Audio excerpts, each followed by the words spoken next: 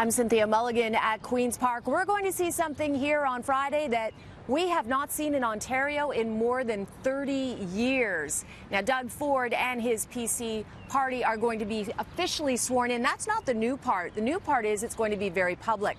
But first, Doug Ford at 11 o'clock on Friday will be sworn in just beyond those main doors inside the main foyer at Queen's Park, along with his 75 MPPs, and that's when we'll find out who his cabinet will be. Then he's going to come out here at noon, and this will all be public to anyone who wants to come down, as well as invited guests. There will be about 1,000 in all of family, friends, and political notables. We don't know who exactly they will be, but take a look at the Twitter invite that has been sent out to everyone to come on down to the South Lawn at Queen's Park. Water is going to be provided. Don't forget, it's going to be a very hot day.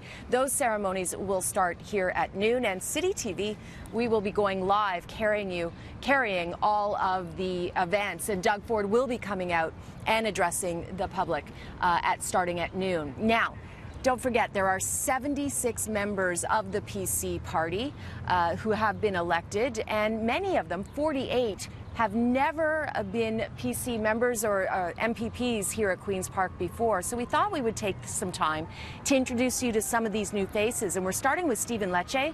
He's 31 years old, and he's had political aspirations since he was 13. Why now? Why enter politics now? You're 29 years old. Why not 4 years from now? What was it that drew you into it now to abandon your law practice for now?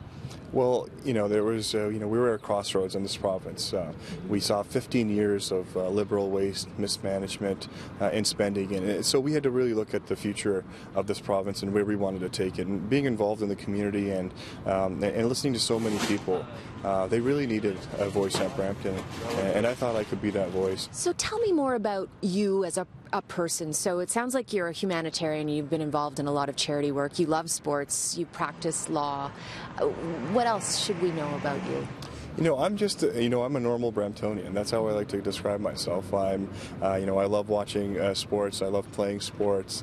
I try to keep myself as accessible as possible, and I want to kind of change the way people do politics around here. I've tweeted out my personal cell number to all of my constituents, and I'll even tweet it out or say it right here, 416-558-0057. Oh, you may regret that, you know that. Right? Well, you know what? We've been elected to serve the people, and if I can't be accessible, I don't think I'm doing my job. And you're 29. There are a lot of new MPPs who are millennials. Do you think that that's going to add to the government? Do you think that will change the way the government works at Queen's Park? I completely do. It's a diverse group of candidates, young candidates, and sometimes the younger population, some of us younger, we get overlooked. And I think this is a great opportunity for, the younger generation to have a voice. And my apologies. That, of course, was Prabmeet Sarkaria. He's the MPP for Brampton South. We will have Stephen Lecce's interview coming up a little later on the show. And don't forget, there are also 40% of women who have been elected as PC MPPs, and we are hoping to highlight some of their successes soon as well. And I'm going to introduce you to one man now who is considered to be a rising star with a great political future ahead. His name is Stephen Lecce, and he has had political aspirations since he was 13 years old. Why did you get into politics, Stephen?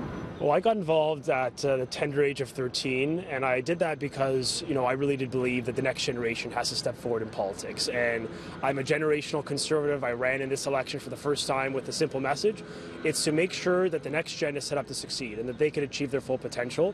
And it has just been an amazing and very humbling experience, as I'm sure you can appreciate. I had the benefit and privilege to serve the former Prime Minister Stephen Harper as his chief spokesperson and worked in Ottawa in the national government. And I think that serves me and my constituents very well, knowing how to navigate government and get things done. So you know how to spin people like me? No, Cynthia, you're much better at this than I am.